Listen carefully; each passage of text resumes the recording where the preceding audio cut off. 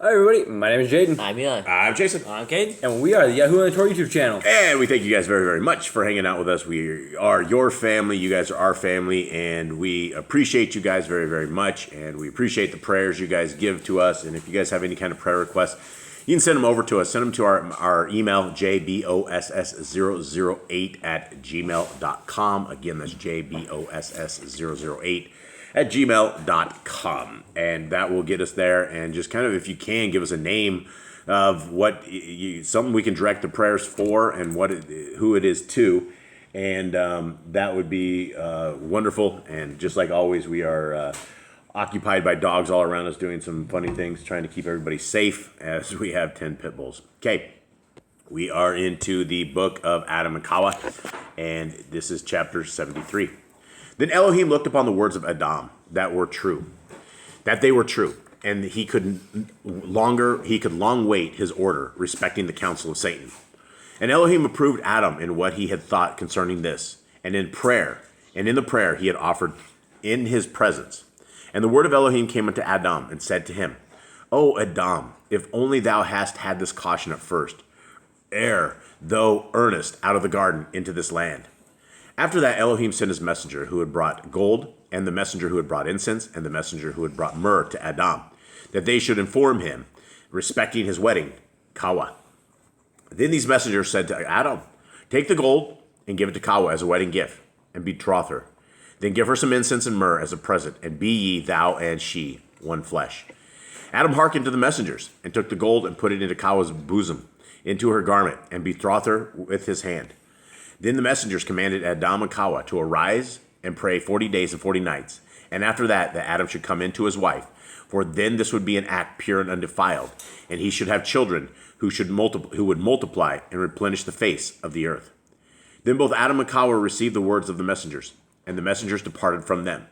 Then Aḍam and Ḥawwah began to fast and to pray until the end of 40 days, and then they came together, as the messengers had told them. And from the time Aḍam left the garden until he wedded Ḥawwah were 223 days. This is 7 months and 13 days. Thus was Satan's war with Aḍam defeated. All right, so we have, I guess, what we would call the holy matrimony of what we have today. It's a little bit different than they had back in the days, for sure. And any thoughts, anyone?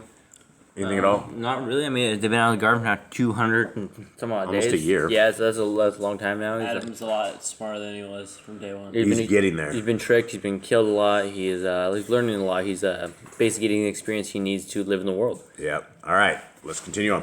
74. This will be the last chapter we're doing today. And they dwelt on the earth, working, in order to continue in well-being of their bodies, and were so until the 9 months of Ḥawwah's childbearing were ended, and the time drew near when she must be delivered.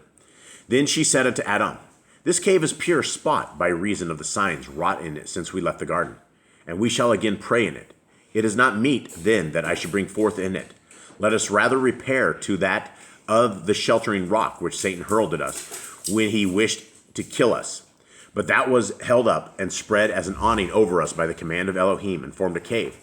Then Aḍam removed Ḥawwah to that cave, and when the time came that she should bring forth, she travailed much. So was Aḍam sorry, and his heart suffered for her sake, for she was nigh unto death, that the word of Elohim to her should be fulfilled. In suffering shalt thou bear a child, and in sorrow shalt thou bring forth thy child.